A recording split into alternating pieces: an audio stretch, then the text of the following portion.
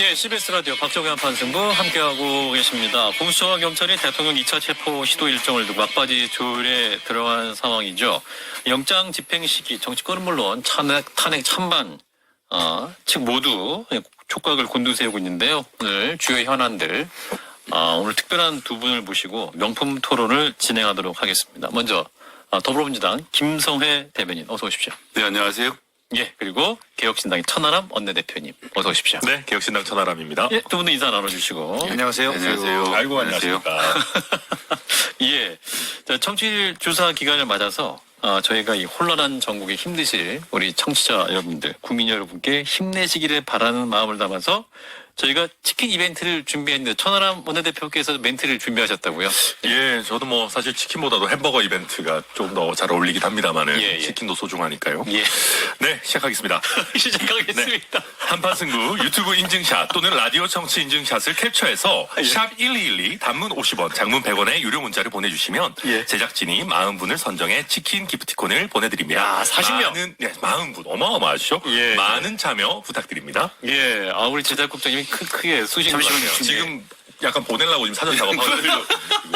제가 사실 예. 예전에 여기 있으면서 몇 번 보냈거든요, 앉아서. 네. 한 번도 되는 적이 없더라고요. 야, 되면은 솔직히 문제가 있죠. 문제가 있죠. 저라고 밝히지 않았어요. 내부자 지금 내부 거래로 이거 부정은 크게 뭐, 걸려요. 부정 뭐. 근데 지금 예. 천하람 의원님 평소 목소리랑 달라요. 예, 약간 발성이 좋았죠. 지금 긴장하시고 약간 긴장하고. 상당히 잘하려고 한 노력하신 톤 것 좀 같아요. 높게 일부러. 네. 왜냐면 다른 약간 것 같아요. 그 인증샷 보내실 때 네. 저희 한판승부 유튜브 채널 구독 중이다. 요게 이제 보이게 딱 찍어서 보내주시면 제작진이 저 특별히 선별하겠다라는 메시지 보내왔습니다. 저희가 지금 79만 6천이에요. 그래서 아직 80만 돌파 목전에 있기 때문에 예, 저희가 골드 버튼을 향해서 지금 뚜벅뚜벅 걸어가야 되기 때문에 이게 무슨 얘기죠 지금? 아니, 저 보내려고 유튜브 켜다가 예, 지금 4,000명을 채우기 위해서 또 저런 방금 어그로를 들어온 끄는 소음은 박성택 실장이 본인은 유튜브를 켰다가 이상한 노래가 들렸던 장면이 되겠습니다. 예, 깜짝 놀랐네요. 예, 여러분 우물정 하나둘 네, 장면 이름 노래가 들려서 다행입니다. 예, 하나 이 문자로 보내주시면 되겠습니다. 자, 일단 또 이제 현안 얘기로 좀 또 진지하게 넘어가 보면 이제 공수처가 대통령에 대한 2차 체포영장 집행 시기를 두고 굉장히 이제 고민을 하고 있습니다. 군경이 체포를 막는데 동원되지 않겠다. 이게 또 입장을 내고 있고 이제 거론되는 방안으로는 이제 일단 경호처 수뇌부를 먼저 체포하거나 혹은 평일 야간 집행, 체포조 2배 이상 기동대 투입 가능성이 지금 계속 거론되고 있는데 일단 우리 행안위 위원이신 우리 김성애 의원님 어떻게 될 거로 전망하세요? 뭐 섣부르게 전망하자면 예. 이제 앞으로 며칠 안에 예. 집행이 될 거로 봅니다. 그렇게 보는 이유는 예. 경호처 차장 포함해서 소위 말하는 수뇌부들에 대한 3차 출석 요구가 내일 있을 예정이죠. 예. 그럼 그게 되고 나서 그것도 출석을 안 하면 법원에 가서 3번 불렀는데 안 오는데요? 라고 말하면 체포영장이 거의 나오거든요. 그럼 이제 그 체포영장을 가지고 오른손에는 대통령 체포영장, 왼손에 이제 경호처 체포영장을 들고 들어가서 예. 근데 이게 뭐 들어가면 진짜 저기 있다라고 누굴 잡아라 이렇게 하기보다는 그렇게 일이 진행되진 않고요. 저기 잡아라. 들어가서 저는 예.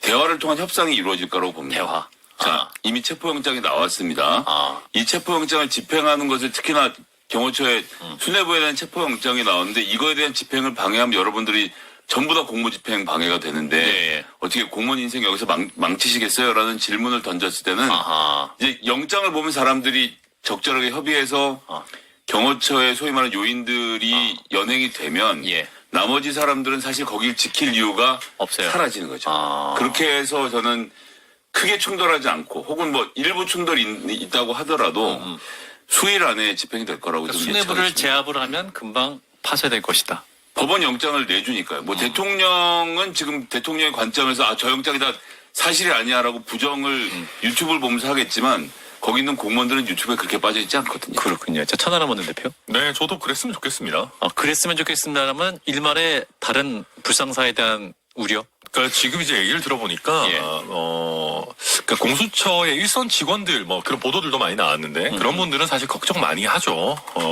이런 어떤 공무집행 방해로 처벌되거나 징계를 받거나 뭐 예. 이런 향후에 공무원 신분이나 연금의 문제될 네. 수도 있고 그런데 대통령 경호처도 저도 내부 얘기를 좀 들어보니까 이 라인 타는 경쟁이 굉장히 심하다라고 합니다. 경호처? 네, 내부도? 경호처에서. 그리고 거기서도 나름 경호처 내에 친윤 라인이라고 해서 거기서 이제 좀 급속 승진을 하거나 요직의 간분들이 있는데 경호처장도 처장이지만 그 간부들, 차장, 그다음에 이하에 뭐 본부장인가요? 부장도 있고.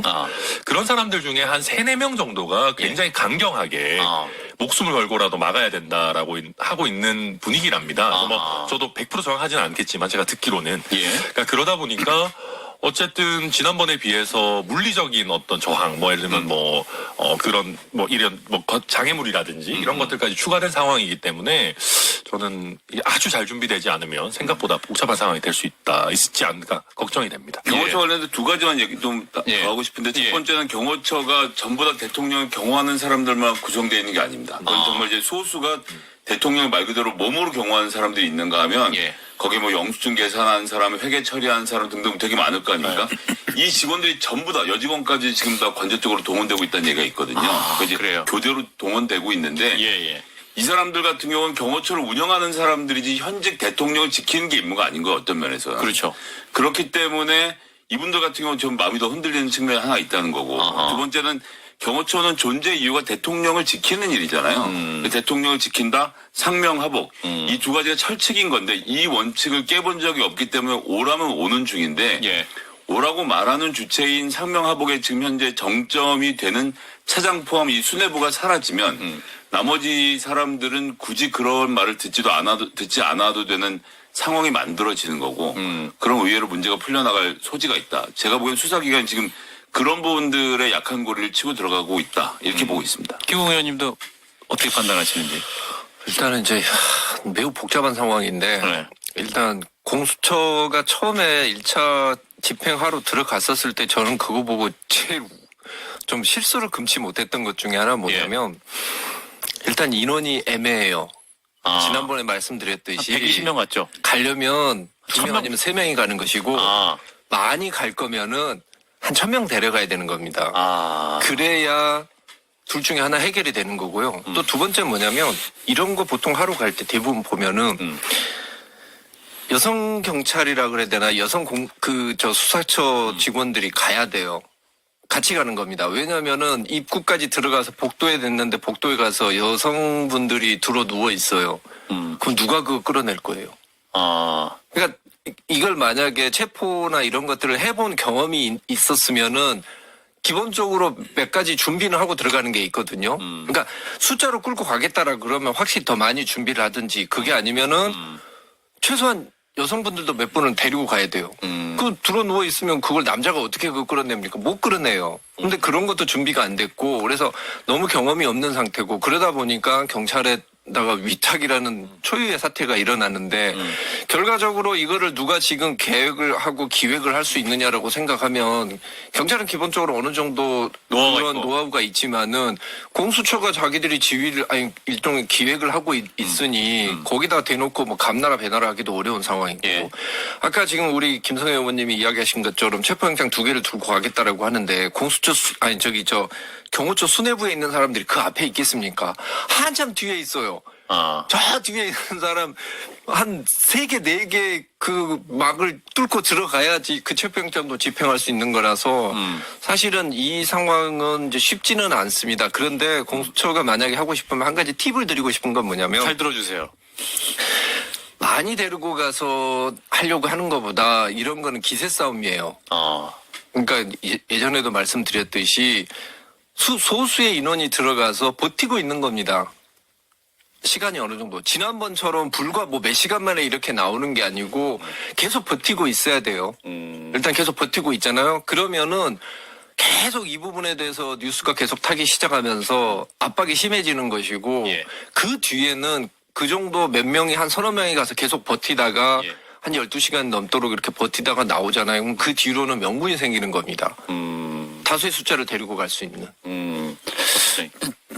제가 최근에 듣기로는 물론 앞서 이제 전하람 의원님 말씀이 맞는데 앞서 이제 전해 들은 거라고 했는데 제가 볼 때는 93% 정도의 확률로 맞는 얘기입니다. 마음 놓입니다. 93이 애매한 숫자였어요. 한 95%로. 아니 그렇게 5단위로 떨어지면 좀 부정확해 보여요. 알겠습니다. 3% 정도 많은 얘기인데 숫자가. 오늘 마술사. 언어의 전문가. 경호처장은 원래 약간 그 정도는 아니었는데 예. 얼마 전에 입장문을 발표하면서 사법적 책임을 내가 지겠다. 그러니까 결심을 본인이 그렇게 한 것 같아요. 예. 잘못된 쪽으로 결심을 했죠. 근데 가장 핵심이 그 밑에 있는 김성훈 경호처 차장 그리고 이광우 경호본부장 이분들이 문제라는 거예요. 그 내부에서 이건 뭐 나온 얘기인데 이분들은 특히 그 중에 한 명은 정말 위기 상황에 무기까지 쓸 수 있는 제정신이 아닌 분들이다. 그래서 일단 수뇌부를 체포하려면 셋 다 체포해야 돼요. 최소한. 예를 들어 박종준 처장만 체포하면 그 다음 탑인 김성훈 차장이 지휘하게 되거든요. 더 이상한 짓을 할 수가 있어요. 이분들은 김용현의 핵심 라인이고 그리고 지금도 대통령과 계속 아주 가깝게 있는. 그래서 만약에 윤 대통령이 무너지면 같이 뭐 경호처 사람들이 누구나 알듯이 운명 공동체라고 생각을 같이 한다더라고요. 무너지는 사람들이어서 정말 목숨을 지켜서 이 상황을 막으려고 하는 분들인데 그 밑에 중간 간부들 상당수는 지금 동요하고 있다는 거예요. 첫 번째 우리 조직의 특히 후배들이 범법자가 될 수 있다는 게 우려가 크고 만일의 사태 그러니까 무기로 저항할 가능성은 거의 없다고 보는데 경호처 직원들도 지금 맡고 있는 게 위법하다는 걸 안대요. 그런데 지금 상명하복 문화가 있어서 예. 소극적으로 막으려고 하는데 혹시나 제정신이 아닌 사람들이 그중에 있어서 무기를 쓰거나 그러면 이건 통제되기가 쉽지 않은 상황이니까 그럴 위험성이 있기 때문에 지금 내부적으로 상당히 동요가 크다는 거예요. 근데 일부 간부들은 우리 팀은 굳이 적극적으로 막지 않겠다. 그런데 그런데 시장님이 거의 경호처 한번 갔다 오신 것 같은 수준의 취재를 하셨는데요. 한남동 근처까지는 같이 제가- 가셨어요? 한 500m까지는 가셨습니까? 아니요, 아닙니다. 한 네. 4km. 4km 가니까. 자, 근데 대통령 변호인단이 기소해라. 아니면 서울중앙지법의 사전구속영장 청구하면 응한다. 체포에 집착하는 건 망신주기다. 라고 하고 있습니다. 이거 무슨 말이에요? 체포가 될 것 같아요. 라고 얘기하는 거죠. 아, 체포가 될 것 네, 같아요. 그러니까 지금 상황이 경호처까지 계속 말씀하시지만 지금 현재 제일 핵심적인 것은 경호처 역사상 이렇게 바깥으로 얘기가 나온 적이 없다는 거예요. 그렇죠. 그런데 이제 경호처에서만 알고 있어야 되는 얘기가 막 야당 입을 통해서 그렇죠. 나오고 이러는 과정이 예전에 경호처 사람들은 저 반은 맞고 반은 틀린 얘기야라고 했던 건데 예. 지금은 실시간으로. 회의가 완전히 꿰뚫어보고 있다라는 느낌을 받고 회의를 꿰뚫어보고 있다는 걸 알게 됐기 때문에 아하. 서로 함부로 말을 할 수 없는 상황이 되어버려서 아까 전에 박 앵커님 말씀하신 것처럼 점점 더 이제 연구실장님 아직 하시죠? 박 실장님. 예, 박 실장님 저기 하시는 것 말씀하신 것처럼 사람들이 막 지금 내부 공황장애 이야기가? 지금 하고 네. 있는 것을 대통령실도 알고 있는 거죠. 그러니까 이대로 집행이 되면 체포가 될 것 같으니 이걸 피해가는 다른 방법을 지금 이제 다시 궁리하고 있는 게 아닌가 이렇게 봅니다. 천하람 대표님. 예, 이거 근데 이게 사실 좀 말이 안 되는 얘기들이죠 전체적으로 다. 근데 그리고 이게 뭐 결국은 참 이게 내로남불의 메비우스띠가 막 얽히고 설켜 있어서 그런데 예전에 아마 윤석열 대통령도 그렇고 국민의힘 사이드에서도 이재명 대표가 뭐 예를 들면 특검을 받니 안 받니 뭐 할 때 뭐 피의자가 내지는 피고인이 수사기관을 쇼핑하듯 하는 것이 어디 있냐. 그거는 수사기관이 받으라고 하면 받는 거지 뭐 자기가 어디는 가고 어디는 안 가겠다. 이게 말이 되냐라는 식의 얘기를 했었고 윤석열 대통령 본인이 검사일 때 만약에 어떤 피의자가 뭐 약간 힘 있는 재벌 총수 같은 사람이 와가지고 야, 나 서울 서부지검은 안 가는데 중앙은 한번 가줄게. 내지는 나 서부지검 영장은 안 받는데 중앙 거 가져오면 내가 한번 생각해 볼게. 또는 체포영장은 좀 별로고 구속영장이면 내가 한번 응할게. 이랬으면 아마 난리 났을 겁니다. 그러니까 이제 전반적으로 되게 의미 없는 얘기들을 하고 있고 그럼에도 불구하고 이런 얘기를 하는 것은 그러니까 서울 서부지법을 약간 악마화해서 어쨌든 지지자들로 하여금 우리가 완전히 틀리지 않았다라고 마지막으로 뭔가 잡고 있을 수 있는 최소한의 명분 이런 걸 만들기 위한 거 아닌가 싶습니다. 자, 이런 가운데 지금 윤 대통령을 지키겠다. 백골단도 출범했다고 하는데 이게 그 폭도 저지면 젊은 남성을 모집한다 뭐 이런 얘기까지 나오는데 이 상황 어떻게 봐야 됩니까? 김홍 의원님 말씀 주시죠. 진짜 그냥 죽으라 하는 거죠. 그냥 정말 망해가고 있는데 지금 이제 뭐 반짝 지금 지지율이 올라가고 있다고 하지 않습니까? 네. 그거는 사실 이런 거예요. 역설적으로 대통령이 이제 옛날과 같은 힘을 잃었고 대통령으로서의 그런 다시 권좌로 돌아갈 수 없다라는 것을 다 실감하기 때문에 일종의 약간 동정론이 부는 겁니다. 그리고 거기에 맞춰서 이제 현실적인 위협이 되고 있는 권력과 힘이라는 것은 민주당과 이재명 대표지 않느냐라고 하는 그런 반발인 거고 결국은 이게 잠깐 올라가는 이 지지율에 취해서 이런 말도 안 되는 짓을 하기 시작하면은 그리고 백골단이 뭡니까? 저 이름을 지어도 우리 옛날 대학교 다닐 때부터 보면은 민주화 운동했었을 때 운동할 가장 때. 앞장서서 그 젊은 애들 내세워서 그 불법적인 조직 만들어서 그 민주화 운동하는 사람 탄압할 때 썼던 그런 부대잖아요. 아니 도대체 쓸 말이 없어서 그런 말을 씁니까? 참 그러니까 이거는 뭐냐면 그냥 우리 당이 지금은 정말 극우도 아니고 그 전체주의적인 그런 망동에 지금 사로잡혀 있고 지금 그 누구도 이거를 지금 컨트롤을 못 하고 있는 거예요. 김민전 의원이 기자회견 주선했었는데 결국 사과를 했는데 이분 오늘 국회에서 몇몇 장면 사진도 찍혔던데 그냥 주무시기만 하시면 좋겠어요. 그냥 계속. 계속 주무셔라. 네.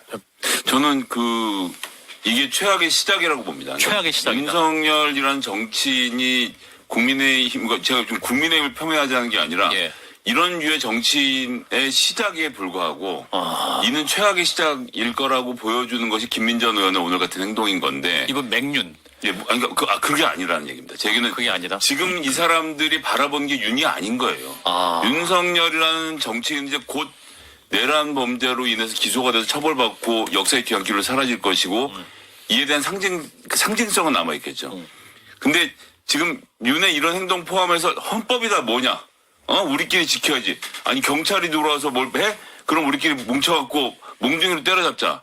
라는 무슨 옛날에 해방정국 같은 그림이 만들어진 것을 국회의원이 이 국회까지 끌고 들어와서 기자회견장에 세운 거잖아요. 이거 말이 안 되죠. 그러니까 그건 윤을 바라보는 게 아니라 지금 그 극우 맹신 예를 들면 뭐 전광훈 목사류를 포함해서 그런 보수 세력이 다음번 총선 때 경선에서 투표를 해줄 당원이라고 보고 이 사람들을 보고 정치적으로 움직이는 거라서 저는 이건 시작에 불과하다. 윤석열 대통령이 없어진다고 해서 이 사람들이 그러면 내가 잘못 생각했네 이렇게 될 것 같다라고 전 보지 않고 전 여기가 이제 시작일 거라는 점이 이 모든 사태의 비극의 출발이라고 저는 봅니다. 자, 박 실장님. 김성현 의원님 말에 동의합니다. 그러니까 통계적으로 이상한 사람들은 늘 있거든요. 예. 근데 이런 사람들이 주류가 어쨌든 보수의 주류가 되려고 하고 있고 특히 집권 여당인 국민의힘에서 그 공간과 자리를 용인해주고 있다. 이게 가장 큰 문제인 것 같아요. 예. 그러면 사실은 새로운 보수 세력이 나와서 이 사람들을 끝으로 몰아내서 저쪽 끝에 가서 당신들끼리 노세요 해야 되는데 그게 안 이루어지고 있어요. 이게 지금 정치의 약간 비극이다라는 생각이 듭니다.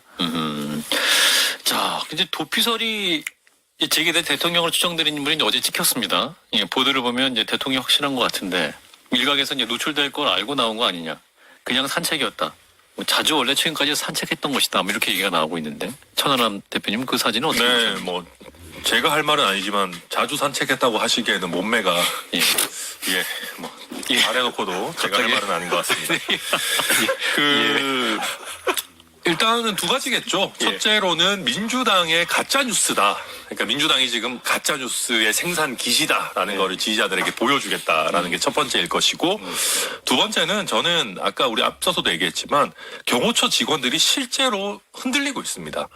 일단 정신적인 스트레스도 많은 상황에서 굉장히 오랜 시간 근무를 하다 보니까 다들 지금 아주 쉽지 않은 상황들에 처해 있을 겁니다. 그러니까 이제 어떤 실용적인 측면에서는 대통령이 정말로 경내를 이렇게 한번 다니면서 경호처 직원들을 격려하면서 어떤 뭐랄까 경호 의지를 북돋우는 그런 의미가 있지 않았을까 생각합니다. 그렇군요. 지난번 관저 편지랑 같은 거죠. 그 12대 유튜버들한테 보냈던 대통령의 편지랑 이거는 정확히 일맥상통하는 겁니다. 난 숨은 것이 아니라 적들에게 포위당해서 농성을 하고 있을 뿐. 맞아요. 그럼에도 나는 의연하게 여기서 그렇죠. 잘 버티고 있다. 네. 근데 이런 가운데 이제 아사히 신문에서 이게 놀라운 기사가 나왔어요. 대통령 주량에 대한 기사가 나왔는데 오늘 중앙일보에서 대통령 측 인사가 또 대통령 근황을 말하면서 술은 몇 주째 입에도 안 대고 있다. 뚜렷하게 현재 상황을 바라보고 있다. 이렇게 얘기했는데 요거는 그러면 뚜렷하게 현상을 바라보지 못한 상황도 있었다는 건가요? 그런 거 그전 예? 아니 그전에는 그러면은 그전은 아니었던 그전에는 거예요? 술을 입에 많이 대신 거고 예. 그전에는 또렷하게 상황을 보지 못했던 거죠. 거. 이거 언어역인데 자 국문과 박 실장님 이거 읽어주세요. 이거 어떻게 해석해야 돼요? 이거 이 지문이 나왔다. 예. 그럼 해당 화자는 저는 어떤 핵심은 상황이? 저기에 있는 것 같아요. 예. 그러니까 제가 정리를 했었는데 뭐냐면 중앙일보 보도했잖아요. 예. 측근 술은 몇 주째 입에도 안 대고 있다. 예. 그 다음에 또렷하게 현재 상황을 바라보고 있다. 이렇게 그냥 순서로 나열됐는데 예. 혹시 여기서 그래서가 빠진 게 아닌가. 그러니까 술은 몇 주째 입에도 안 대고 있다. 그래서 또렷하게 현재 상황을 바라보고 있다. 이렇게 된다면 그 역을 생각했을 때 예.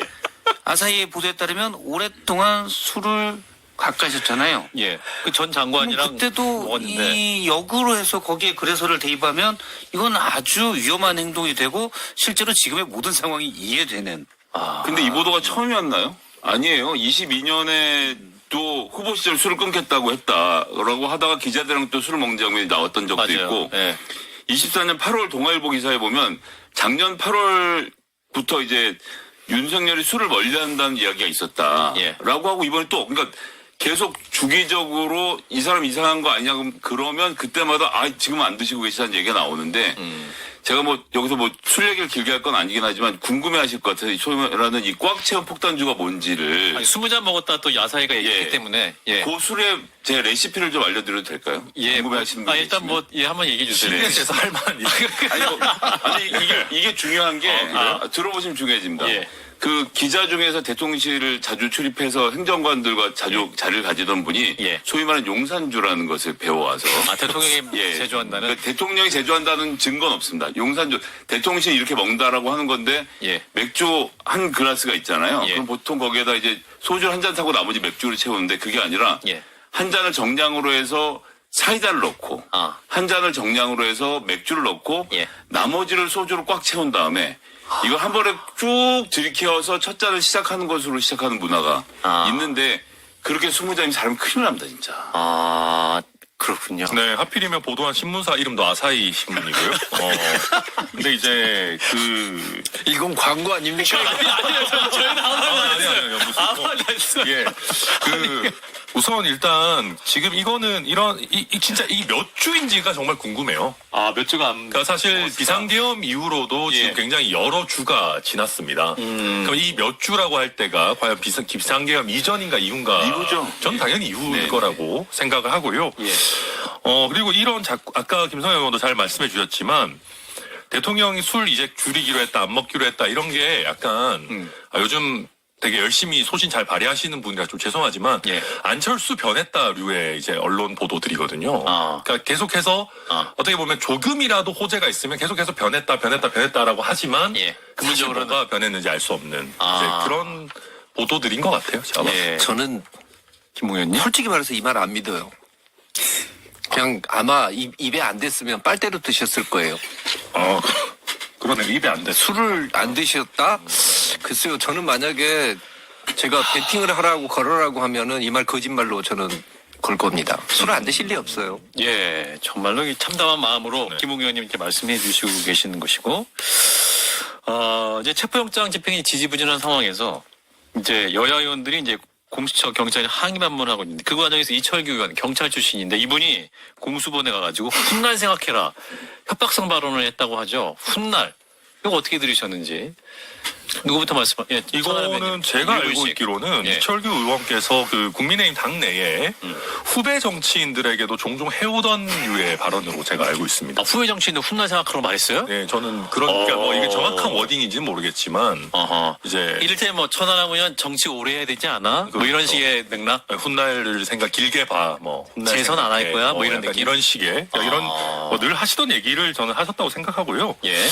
그런데 이제 문제는 너무 센 말을 하면 오히려 약해 보입니다. 그러니까 권력이라는 건 뭐냐 하면 센 말을 직접적으로 하지 않아도 사람들이 알아서 길 때 권력이 있는 것이거든요. 예.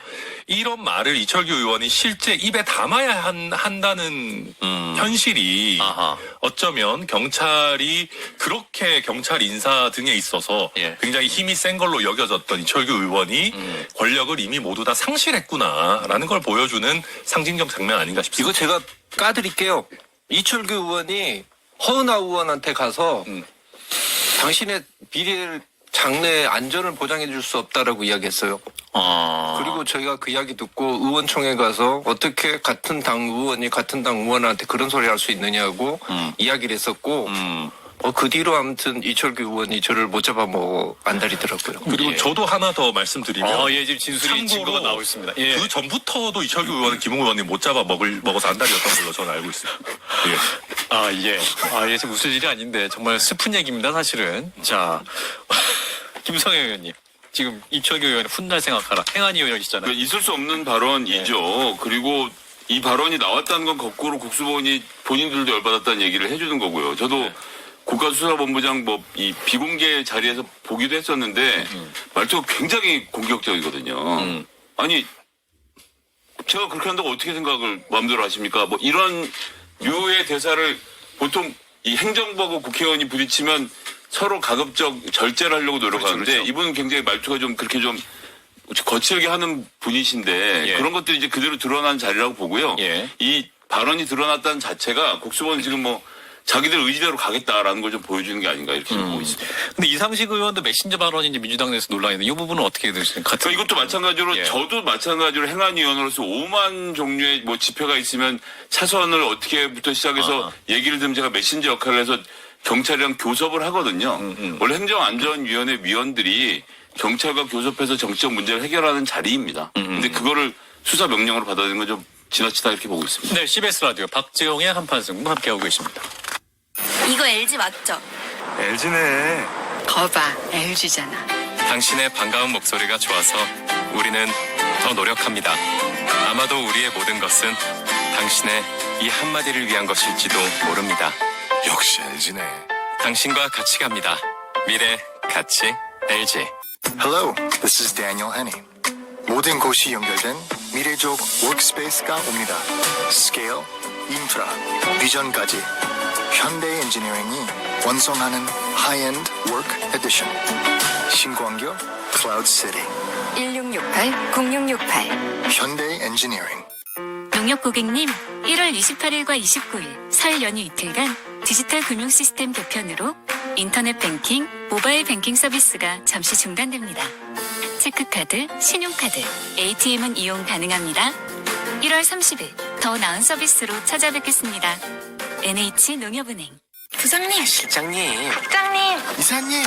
일은 오래 했지만 연금 관리는 왕초보. 퇴직금 목돈 어떡하지? 퇴직연금 IRP.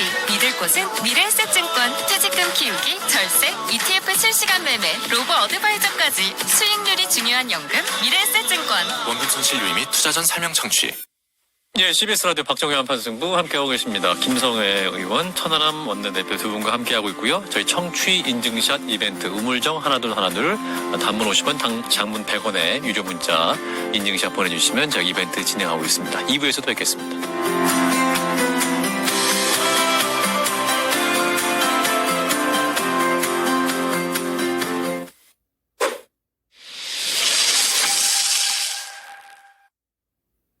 만약에 이게 타이신백 기각이 되면 기각이요?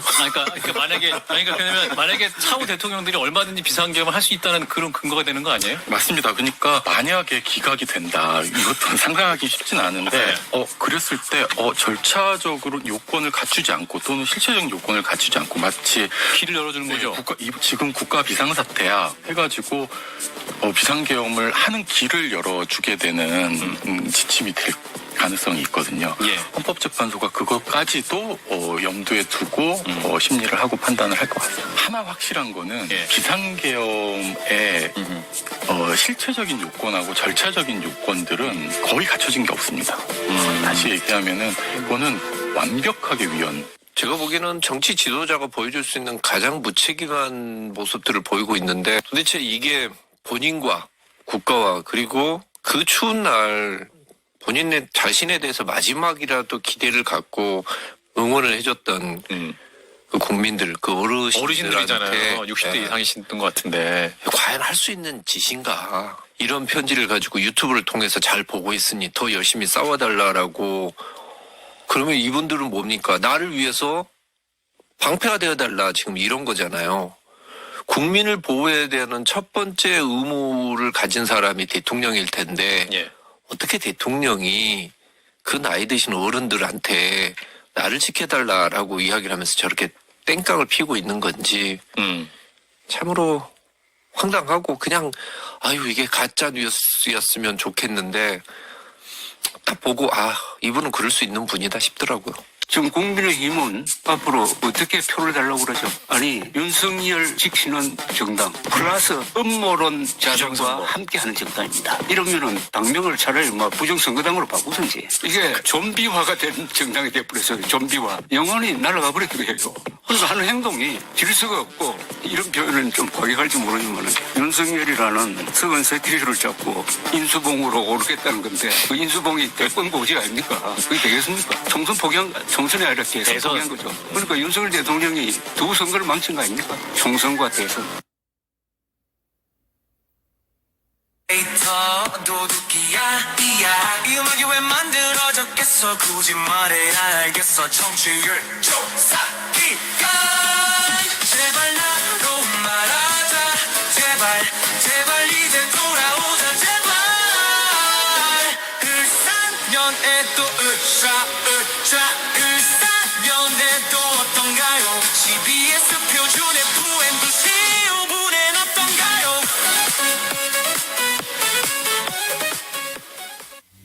FM 98.1MHz, AM 837kHz, CBS 라디오입니다.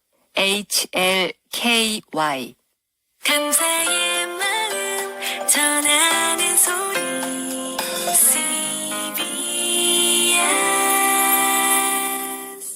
출산은 기쁨으로 돌봄은 다 함께 CBS가 7시를 알려드립니다.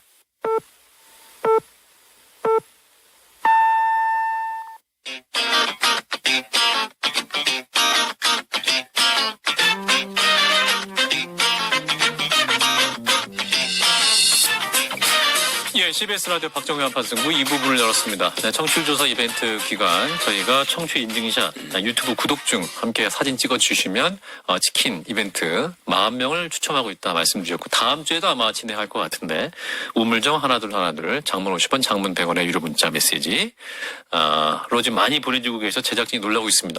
청취율 올랐나? 이렇게 생각합니다. 예, 아무튼 뭐 우리 김웅 의원님, 박성태 실장님 약간 대통령 지지율 같은 거 아니에요? 어디? 김성회 의원님과 천하람 원내대표 네 분과 함께하고 있습니다. 또 다음 주 수요일은 이벤트 진행한다고 또 우리 제작진이 말씀 주고 있네요. 자, 일단 또 현안으로 다시 돌아가 보면 오늘 천하람 원내대표가 그 내란 특검법 제출하고 오셨는데 네. 발의자 명단을 가리고 보면 이 국민의힘이 발의했다고 믿을 수준이다 이렇게 말씀하셨어요. 네, 이게 뭐 무슨 제가 말이에요? 알다기에는 어폐가 좀 있고요. 야 6당이 함께 물론 주 대부분은 민주당 모든 공을 나눠서 하는. 그럼요. 이건 예. 근데 이제 진즉 이렇게 좀 할 걸 하는 생각이 사실 좀 많이 들고요. 일단 왜 이렇게 제가 말씀드렸냐면 예. 그 특검 추천 권한을 대법원장에게 온전하게 주고 대법원장이 2명을 추천하면 대통령이 1명을 선택하는 것으로 했고 예. 기존에는 제3자 추천이라고 하면서도 좀 약간 구질구질하게 야당의 비토 권한 같은 것들을 붙여놨었어요. 예, 이번에는 깔끔하게 그런 것도 싹 다 빼고 수사 인력 부분도 조금 줄이고 그런 부분들 좀 이제 신경 써서 여당에서도 크게 무리 없이 받을 수 있을 만한 수준으로 깔끔하게 만들었다. 이게 사실 예전에 최상병 특검법 관련해서 똑같은 문제들이 있었을 때 예. 제가 제안했던 방식이기도 하고 저보다는 여론이 기억하시는 건 아마 한동훈 전 대표가 제안했던 방식이에요. 대법원장 제3자 추천이기 추천. 때문에. 예. 그래서 굉장히 뭐 한동훈 방식으로 만든 것이고 친한계 의원님들이 특히 동참하기에 부담이 훨씬 줄어들지 않았을까 이렇게 예상이 됩니다. 예, 김성희 의원님. 뭐 잘 설명해 주신 것처럼요. 일단 비토권이 없고요. 근데 뭐 전 비토권이 지저분하다고 생각하지 않습니다. 야당도 뭔가 들고 있는 게 좋긴 한데 뭐 이 경우에는 지금 그렇게 갈 수 있다고 보고 그다음에 기간도 줄였고 검사랑 수사 인력의 숫자도 줄였습니다. 그래서 소위 말하는 최상목 권한대행에 내가 2대 2대에서 비토를 했습니다. 이게 사실은 그 전에 윤석열 대통령이 거부권 행사했을 때보다는 톤이 좀 낮아져 있는 상태거든요. 그러니까 여러 내용에서 봤을 때. 그래서 이런 정도면 최상목 권한대행이 일단 거부권을 행사할 명분이 저는 없어질 거라고 보고 그다음 국민의힘 내에서도 이런 정도 법안이면 받아서 갑시다라는 결정이 나오길 좀 바라봅니다. 예. 이 정도면 국민의힘 의원들 어떻게 판단할까요? 김웅 의원님 보시기에. 저는 한 가지 궁금한 건 예. 이거 나오면 또 무슨 명목으로 또 반대할지 그게 국민의힘 참 궁금해요. 여당에서? 네, 그거 궁금한데 왜 동료 의원들을 이렇게 저는 경험해봤잖아요. 이미 했습니다. 경험해봤으니까. 창의적으로 반대할 것 같아요. 근데 벌써 했어요? 네, 벌써 했죠. 우리 당에서 지금 알아야 될 게 뭐냐면은 지금 우리 당의 마지막 활로는 특검이에요. 정말 정무적 감각이 없어도 너무 없는 거예요. 지금 그럼 이거 아니면 뭐 어떻게 할 건데요? 특검이 사실은 우리 당한테 줄 수 있는 많은 기회가 있습니다. 그런데 그걸 지금 스스로 버리고 있는데 그냥 눈 가리고 아웅이고 지금 이런 거 있잖아요. 진짜 타조가 진짜 그런지 어쩐지 모르겠는데 사자가 막 쫓아오면 도망가다 안 되면은 뭐 머리만 집어 넣는다라고 하는데 뭐 누가 그러더라고. 타조 그런 애 아니라고 하긴 하던데 지금 우리 당이 하고 있는 건 그런 비유예요. 그냥 현실을 부정하는 거예요. 근데 지금 상황이 굉장히 심각한 걸가 느껴지는 게 국민의힘하고 타조를 비유를 하는데 자당의 명예보다 타조의 명예가 실추될까 봐 걱정하시잖아요. 그러니까 비유를 하면서 타조의 명예를 생각하시는 거니까. 그건 아닙니다. 우리 당을 사랑합니다. 박 실장. 저는 이제 내란 특검법은 뭐 김건희 특검법은 지금에 와서는 좀 나중에 해도 된다고 생각하는데 뭐 여러 가지 뒤에 나중에 검찰이 수사할 수도 있고 근데 내란 특검법은 뭐 공수처의 수사 권한 여러 가지로 얘기를 많이 있었잖아요. 그렇죠. 그런데 이거 수사가 돼야지 나라가 엉망진창이 되면 안 되잖아요. 그래서 국민의힘이 당론으로 지금 민주당이 바꿨다고 해서 특검 후보 추천에 대해서 방식을 바꿨다고 찬성할 것 같지는 않고 다만 상식적인 의원들 지난번에는 어제죠 6명이 찬성을 했지만 좀 더 늘어나서 98표. 다음에는 통과되지 않을까. 그리고 사실 더 맞는 거는 재의결까지 오지 말고 최상목 대행이 사실은 특검 후보 추천 문제가 해결됐잖아요. 그렇죠. 그러면 뭐 수사 대상이 너무 많다. 그건 어차피 수사할 만큼 하게 돼 있습니다. 그래서 뭐 그거는 대부분 비슷한 수사 대상이어서 크게 그걸로 문제 삼을 건 제가 볼 때는 없을 것 같고 최상목 대행 이건 받아들여서 빨리 진행을 시켜주는 게 국정 혼란을 더 막는 길이라고 생각을 합니다. 근데 지금 이제 주진우 법률자문위원장이 내놓은 내용 보니까 일단 반나절 만에 졸속으로 만들었다고 하는데 저희가 이 법안 오랫동안 준비해 와서 거부당했다고 새로 만든 법안이 아니라는 점은 좀 먼저 설명을 드리겠고요. 그다음에 수사 대상이 광범위한 게 문제라는데 이건 정말 제가 국민의힘 혹은 이제 뭐 충고를 드리는 게 이참에 군인을 동원해서 국회의원을 잡아갈 수 있다고 생각하는 사람들 다 속아내서 격리를 시키고 나야 국민의힘이 다시 정말 제대로 된 보수로 거듭날 수 있지 숨어있는 사람들 제가 뭐 누굴 잡아들이자고 드리는 말씀이 아니라 야 그럼 국회의원이라도 그 뭐 필요하면 군인들이 잡아갈 수 있는 거 아니야? 이런 낡은 생각을 가지고 이 범죄에 가담한 사람들은 속아내시라 오히려 기회가 될 거라는 점 하나고요. 그다음 하나만 더 짚으면 국가정보원이랑 이제 뭐 군사기밀보호법 등에 의해서 보호되는 곳에 대한 압수수색이 허용되는 게 문제라고 하는데 군인을 동원해서 총 들고 국회의원 납치하려고 한 거예요. 근데 군대에 대한 군사기밀이 있어서 수사를 못한다면 말이 됩니까? 그리고 저희가 이런 걱정을 할까봐 수사 내용 중간 발표할 때 군사기밀이나 국정원본 관련된 내용들을 못하도록 법에서 묶었습니다.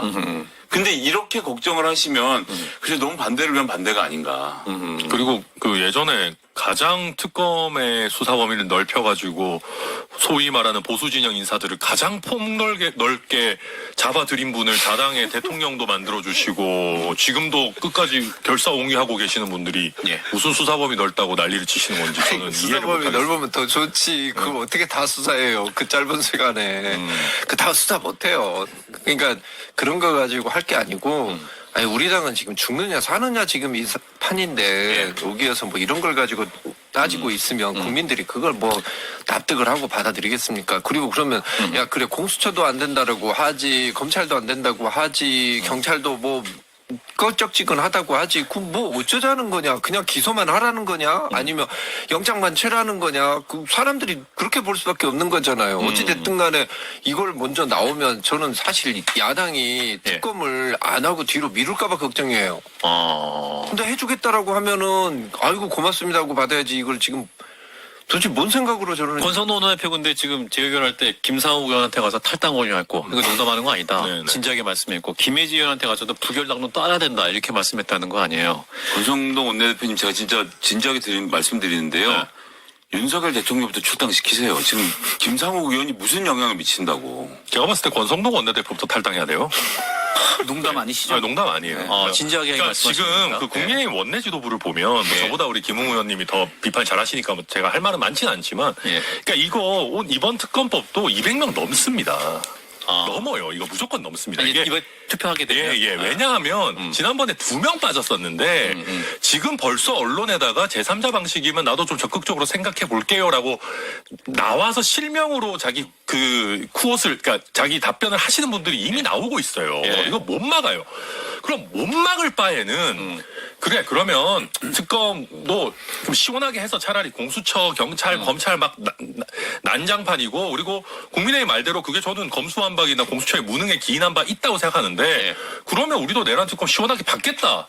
못 막을 바에는 풀어야 돼요. 그렇죠. 저는 지난번 탄핵도 2차 표결도 마찬가지입니다. 그렇죠. 그때도 어차피 탄핵을 못 막을 거였으면 당론으로 차라리 확 풀어버렸어가지고 우리가 이 내란이나 이 어떤 계엄 행위와는 무관한 당이다라고 선을 그을 때는 그어야 되는데 그 타이밍 다 놓치고 그렇네요. 지금 뭐 완전 이상한 진짜 뭐 내란 동조당처럼 완전히 돼가지고 지금 뭐 백골단이나 소개하고 있고 이렇게 계속 가는 거를 제가 봤을 때 가장 원흉이 지금 권성동 원내대표예요. 그 유튜브 보는 당원들의 지지가 없으면 다음번 경선에 못 이기겠다는 공포가 저는 이런 그림 만들고 있다고 봅니다. 아니 근데 저기 우리 권성동 원내대표하고는 사실 제가 제일 많이 싸웠잖아요. 뭐 저기 저 의총장에서도 뭐 소리 꽥꽥 지르고 뭐 그리고 뭐 권성동 대표하고도 그랬지만 사실 권성동 대표가 그때 그 순간에만 그랬지 뒤끝은 없어요. 뒤끝은 없는 분이고 이야기하실 때 꼭 보면 말을 참 저렇게 좋게 보면 맛깔나게 하시는 거고 어떻게 보면은 근데 잘 모르는 사람이 들으면은 상당히 좀 기분 나쁘게 들을 수 무뚝뚝하고 좀 있게 그렇게 이야기하시는 분이지. 그 제가 저 권성동 대표한테 저기서 워낙 많이 싸워서 알지만은 심성은 괜찮은 분이고 또 근데 이제 되게 권성동 대표한테 지금 드리고 싶은 말은 지금 우리 당에서 지금 그나마 내세울 수 있는 상품이라고 할 수 있는 건 김예지하고 김상욱입니다. 그 둘을 잘 키워서 어떻게든지 우리 당의 얼굴로 좀 만들어야 우리가 그 다음번에 내년 농사라도 짓고 다음번에 어떻게 살아남는 거지. 지금 뭐 아시다시피 그 저기 옛날에 친윤이니 멀윤이니 이런 사람들 내세워가지고 당이 어떻게 살아난 겁니까? 선거 때 뭐 펴달라고 어떻게 말을 해요. 그러니까 김상욱 의원은 저는 어떻게 됐든 간에 이 과정을 통해서 인지도도 많이 올렸고 김예지 의원도 마찬가지로 그래서 쑥쑥 크고 있는 거라고 생각합니다. 자 우리 김웅 의원님이 권성동 의원 평가하셨는데 우리 박성태 실장님 국문과정 관점으로. 의원이 야당 의원들과의 관계도 좋은 걸로 알고 있고 호탕한 성격이기도 하고 저는 사실 별로 안 친해요. 근데 그렇게 알고 있거든요. 근데 심성이 좋든 그래서 뒤끝이 없든 그거보다도 저는 사실은 선을 한참 넘어간 거예요. 예를 들어 여야가 싸울 수도 있고 서로의 정파적 이익을 다툴 수도 있고 정책 가지고 또는 뭐 예를 들어서 이재명 대표의 뭐 사법 리스크 이걸 가지고 싸울 수도 있어요. 그런데 제가 여러 번 얘기하지만 내란은 이번에 친위 쿠데타는 연쇄살인범보다 몇 배 더 흉악한 범죄고 우리 역사에 정말 방송에서는 할 수 없는 얘기할 수 없는 뿌리고 간 거예요. 그걸 어떻게 두둔하고 탄핵 심판을 막고 해방을 합니까? 이거는 예를 들어서 여야가 서로 싸우거나 대화하거나 이 선을 넘어섰다. 이분이 아무리 천사라고 해도 그걸 두둔하고 더군다나 지금 국민의힘의 지도부인데 그쪽 방향으로 사실상 이끌고 있다. 저는 그거는 국회의원으로서 자격이 없다라고 생각을 합니다. 그래서 당연히 아주 강한 그 뒤끝이 없는 건 이제 다른 그 같은 분들에게 그냥 뭐 얘기 들으시면 되는 거고 근데 아주 강하게 사실은 비판이 돼야 된다고 봐요. 더구나 중진으로서도. 김상욱 의원 근데 지금 행안위에서 나오게 됐다면서요. 행안위에 계신 김성애 의원님. 사실 제가 뭐 그분하고 교분이 있는 사이는 아니라서 오늘 본회의장에서 우연히 만났어요. 원고를 먼저 받고 예. 그분을 만나서 물어보지 않을 수 열심히 없었는데 준비하시네. 야. 물어보지는 아직 않을 수 살아있어. 없었는데 예. 이게 뭐 또 하면 친한 척처럼 보일까 봐 좀 걱정이 돼서 하여튼 여쭤봤더니 말씀을 길게 못 하시고 예. 아이고 뭐 나가라는데 그냥 너덜너덜합니다 이렇게 말씀하시더라고요. 그러니까 본인이 심신이 굉장히 좀 피폐 있고 예. 그리고 그분이 법조인이잖아요 변호사로. 그래서 맞아요. 행안위에서 본인 역할이 분명히 있었거든요. 예. 근데 김종량 의원이 이미 경찰이고 인터폴 총재까지 하셨던 분이 계신데 경찰을 더 보강하겠다? 그러면 무슨 이 뭐 국수본 수사를 어떻게 할 수 있는 건 아니지 않습니까? 이게 경찰이 회의에 오면 우리 앞에서 아이고 예 알겠습니다 이렇게 말하는 거지 자기들 조직이든 자기들 조직 마음대로 하거든요. 근데 그렇죠. 예.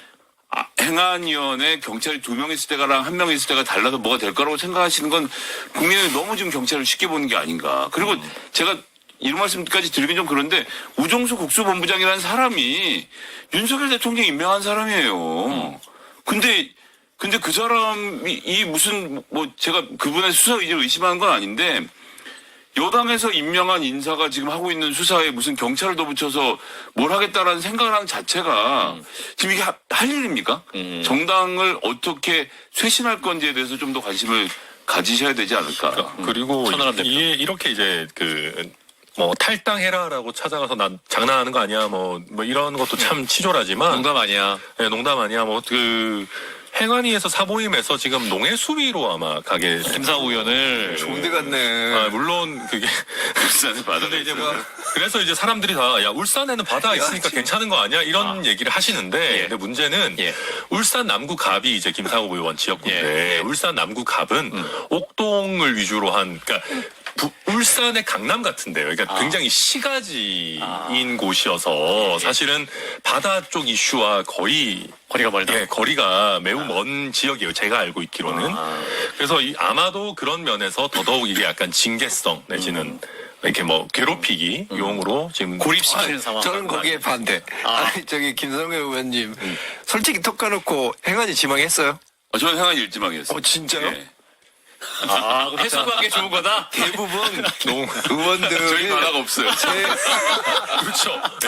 제일 일산 의원이 뭐 농해수위 가서 뭐 할게 안 가는 데가 어디냐면은 싫어하는 데가 환노이고 행안이에요. 저는 이제 처음에 환노이 저도 일지망으로 해서 환노이를 하고 예.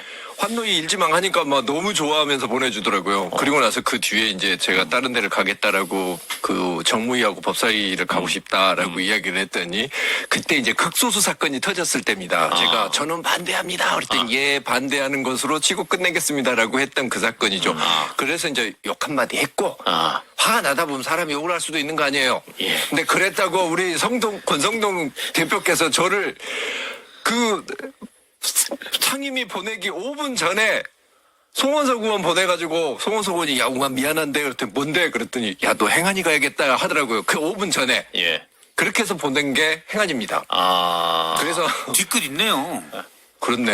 예, 행안위 선배. 선배와의 손도 너무 고양시 뒤끝도 고양 있으시네요. 특례시 권한을 강화해야 돼서 행안위를 갔어야 됐습니다. 아니 그래서 또 어필을 알겠습니다. 행안위 빼고 농해수위 고양시 갔으면 좋은 거예요. 알겠습니다. 자, 이제 여당 의원들 행보를 좀 짚어보면 윤상현 의원 당대표 이번 나왔을 때는 중수청, 그 중도, 수도권 청년은 잡아야 된다. 이거 강조했던 뭐 이게 중수청이 유승민 전 대표가 많이 말씀하시는 건데 윤상현 의원 행보 천하람 대표 어떻게 보세요? 소통도 잘하셨었잖아요. 네, 이분과. 저는 실제로 지금도 뭐 유상현 의원님과는 인간적으로는 친하고요. 방송 전에도 소통하셨습니까? 뭐 당장 하진 않았어요. 알겠습니다. 예. 하셨어야 됐는데. 죄송합니다. 제가 김성애 의원님에 비해서 역시 누구는 이렇게 고정을 김상호 하시고 의원과 이렇게 방송 전에. 예, 고정을 하시고 저는 게스트밖에 못했던 게 다 이런 이유가 있지 않았나 생각을 합니다. 그런데 그 윤상현 의원님은 제 생각에는 용꿈을 꾸시는 게 아닐까 싶어요. 대선에 나오고 싶다. 저는 그렇게 생각합니다. 조기 대선이 열리면 대선 후보에 나오고 싶다. 저는 그 정도가 아니라면은 지금 행보는 이해하기 어렵다. 정강훈 씨한테 90도 인사를 하시더군요. 네, 사진이 네. 찍혔어요. 예, 그 부분은 이제 대선을 염두에 둔 행보다. 네. 근데 당대표 선거 이상을 아마 보고 계시는 것 같습니다. 그래서 지금 김문수 장관 쪽 표심을 아마 좀 타겟팅해서 하시는 게 아닐까 싶습니다. 그렇군요. 자, 김성애 의원님은 트럼프의 당선으로 극렬 지지층을 끌고도 대선 후보가 될 수 있다라는 것을 국제적으로 보여줬고 이미 다 말씀드렸으니까 경선용으로는 이 유튜브 보는 당원들의 마음을 얻는 게 가장 깔끔하거든요. 그래서 지금 이 시장에서 우리가 이해할 수 없는 행동을 하는 분들은 다 당내에서 뭔가 한 자리를, 그러니까 경선을 통하는 과정을 거쳐야 된다고 생각하는 거고, 그게 멀리는 3년 후에 선거고, 가까이 지금 말씀하신 것처럼 대선 경선. 이렇게 되면 3강, 2강으로 들어가서 정치적인 지분을 넓힐 수 있는 과정이 있고, 3년 후의 선거는 뭐 윤석열 의원 말씀하신 것처럼 1, 2년 있으면 다 잊어먹기 때문에 그때 가서 또 하면 된다. 이런 생각이지 않을까. 보수를 걱정하는 보수 인사들, 이를테면 조갑재 전 그 월간 조선 편집장, 이분이 지금 현재 윤 대통령 행보를 보면 자유통일당 1호 당원 같다라는 우려를 하시는 거 아니에요. 근데 윤상현 같은 분도 이렇게 행동을 하시면 국민의힘과 자유통일당 수준의 어떤 그러한 것들이 일체화되는 것도 우려를 할 수도 있는 거 아닙니까? 지금 어떻게 돼요 지금? 사실 이제 우리 윤상현 의원님이 그 전에 이제 계속 그래도 뭔가 합리적이고 이 중수청 전략을 계속 이야기를 하셨죠. 네, 그렇게 하셨는데 효과가 별로 없는 거예요. 그러니까 이게 저도 뭐 유승민 대표나 저나 이렇게 중도로 가야 되고 합리적인 걸로 가야 된다라고 이야기하는데 너무 힘들어요. 정말 많은 분들이 그래 내 생각은 오라라고 이야기를 하지만은 막상 흥행이 하나도 안 됩니다. 그러니까 거의 뭐 한 10년 동안 찬바람 맞고 우리는 그냥 풍찬 노수가 하겠다라는 그런 각오가 있지 않고서는 그런 중도에서 계속 지키기는 어렵거든요. 근데 이제 윤상현 의원이 한 1년인가 해보다가 야 이거 너무 춥고 배고프구나 싶으니까 따뜻한 품으로 들어가신 것 같은데 다시 나오세요. 거기 간다고. 그쪽에는 이미 백골 공주도 계시고 그런데 뭐 되겠습니까? 우리 상현이 형이. 누구인지 지칭을 하지 않았습니까? 그러니까 그런 부분들이 있는 것 같아요. 예를 들어서 뭐 윤석열 의원도 마찬가지고 나경원 의원도 마찬가지고 사실 이렇다 할 팬덤이 없었잖아요. 그래서 이 기회에 무주공사에서 나도 팬덤 어디가 팬덤 있지? 구구 쪽에 팬덤이 있네.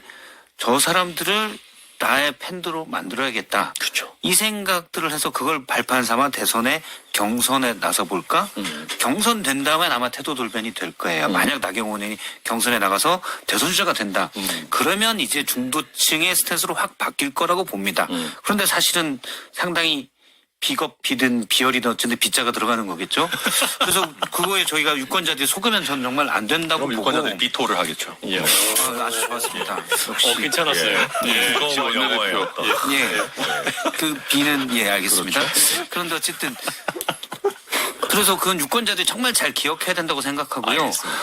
오늘 정파적으로 예를 들어 우파나 뭐 좌파든 또는 좀 더 극단적일 수도 있다고 저는 생각하지만 그런데 이거는 정말 계엄이란 말 자체가 너무 추상적이어서 사람들이 와닿지 않지만 저는 수백 수천 명의 목숨이 왔다 갔다 하고 정말 우리 가장 기본권 예를 들어서 뭐 언론 말할 자유 이 CBS에서도 군인들이 왔을 수 있는 상황이잖아요. 당일날 제가 방송하러 이제 11시에 딱 도착했는데 평론가에게 출연합시다 했더니 박앵커님 지금 도착하면 군인이 도착했을지도 몰라요. 이렇게 얘기했습니다. 그렇죠. 그런 상황인데 이걸 어떻게 용인하고 그러면서 국민들의 선택을 받아서 뭐가 되겠다. 물론 전 세계적으로 앞서 이제 트럼프 얘기해 주시지만 어떻게 보면 뭐 정치적 올바름이나 PC가 쇠퇴하고 극단적이게 했지만 이거는 정말 선을 넘은 거다. 그렇죠. 만약 그런 분이 대통령이 된다면 저는 최대한 세금을 늦게 내겠습니다. 도저히 저는 납득할 수가 없어요. 이런 가운데 원희룡 전 장관 공개행보 시작했습니다. 조기 대선 있을 것 같은 예감이 들으셨나 봐요. 이재명 대표를 저격을 하면서 아수라백작이 기다리고 있다. 지난해 돌덩이 치웠어야 되는데 못 치워서 국가의 골칫덩어리가 됐다. 이런 말씀하셨는데 원희룡 전 장관 행보는 어떻게 보시는지 천하람 대표 지금 아마 저도 아직 보도를 대충 훑어봤는데 이제 그 원외 당협위원장들도 그 관저 호위에 이제 인간방패 역할을 자임하면서 원희룡 장관도 곧 합류한다라는 보도는 있었습니다. 제가 오늘 뭐 아주 확인을 해본 건 아닌데 그런데 이제 약간 이러고 있다가 본인의 친윤 지지층 다 놓치겠다 싶어서 화들짝 이제 윤상현 의원도 치고 나오고 막 하니까 적어도 이제 여기에 끼시는 거고요. 그런데 이게 그러니까 이 내용적인 거를 평가하자면 이제 원희룡 장관이 원래 이제 이재명 대표 저격수 비슷하게 해보려고 하죠. 저격을 정말 잘하는지와 변론으로 해서. 근데 저는 이거 보면 이런 얘기 들을 때마다 저는 참 웃긴 소리다라는 생각이 드는 게 이재명 대표를 못 치우고 국가의 골칫덩어리가 계속 되도록 한 거에 핵심이 윤석열 대통령이거든요. 그거 그렇지. 예, 왜냐하면 대선 시계를 당기지 않았더라면 이제 민주당 분들 어떻게 예상하는지 모르겠지만 특히 국민의힘이나 아니면 이재명 대표를 싫어하는 지지자들이 봤을 때는 예. 뭐 좀 시간이 걸리더라도 그랬다. 아직 한 2년 이상 남았었으니까 특히 공직선거법 사건 같은 경우는 대법원까지 충분히 확정 갈 수도 판결을 알 있었을 수 있는 텐데. 시간인데 윤석열 대통령 뭐 이재명 대표한테 돈 받았냐 이런 생각하시는 분들 저는 적지 않을 거라 생각합니다. 그러니까 이렇게 해서 이재명 대표를 제일 크게 도와준 게 윤석열 대통령인데 거기한테는 한마디 말도 못하면서 나와가지고 무슨 뭐 이재명이 문제다. 뭐 저는 뭐 도대체 공감이 무슨 안 말을 된다. 하는 건지를 모르겠습니다. 네. 김성현 의원님. 관저 무사하겠다는 얘기인 건데요. 그 한남동 관저 가서 관저 무사. 예, 할 거면 관저 장군 정도는 해야지. 그 49분의 1로 들어가서 거기 줄을 뒤에 줄 서면 무슨 의미가 있습니까? 항상 이런 식인데 예. 할 거면 싹 해서 맨 앞장 서갖고 뭐 이러던 저러던 깽판을 치든가 아니면 다른 걸 해야 되는데 지금 국민들이 괴로워하는 게 윤석열 대통령 안 잡아가서일까요? 전 그렇지 않다고 봅니다. 이 불확실성이 주는 경제적 고통과 민생에 대한 고민이 있는 건데 본인이 정치인이라면 그 문제를 어떻게 해결할지에 대한 답을 이야기를 하면서 새를 모을 생각해야지 관저 앞에 가서 사진 한 장 찍힌다고 지지가 오겠습니까? 저는 이분이 관저 무사하고 끝날 건 모르겠는데 정말 대권을 노리는 사람이라면 정말 실망스러운 행보입니다. 예. 박 시장님. 이런 게 일어나는 게 이제 여론조사에서 최근 탄핵 반대 여론도 높아지고 대통령의 지지율도 높아지는 것처럼 보이고 국민의힘 지지율도 올라가는 것처럼 보이는데 저는 이 조사에 분명한 문제가 있다고 봐요. 그러니까 이거는 무슨 뭐 억지로 왜곡했다가 물론 그런 것도 좀 있는 듯한 모습이 보이죠. 근데 우리가 응답률 얘기할 때 보통 5%라고 하면 실제 전화 받은 사람 기준으로 5%이기 때문에 1%나 이 정도 되는 거예요. 사실은. 그래서 이런 정치적 이슈가 클 때는 특정 사안에 대해서 의사를 표시하고 싶은 사람이 결집하는 겁니다. 그래서 이건 정말 저는 허수다. 혹시 국민의힘 의원들이 이런 여론 보고 한다면 이건 허수고 아주 과대포집된 표본이라고 저는 생각하고 있고 결국 그렇게 해서 의사 결정을 하면 잘못된 함정에 빠질 거라고 봅니다. 저는 이 생각은 마무리 끝날 시간이 없습니다. 예, 안 음악 아쉽습니다. 저는 그럼에도 여론조사 지표는 되게 냉정하게 잘 봐야 된다 생각합니다. 알겠습니다. 결집이 실제 있다. 자, 한판 승부. 저희 청취율조사 특집으로 우리 천하람 원내대표 그리고 김성현 의원님 모셨는데요. 아주 좋은 방송으로 했던 것 같습니다. 두 분께 감사드리겠습니다. 감사합니다. 감사합니다. 팀장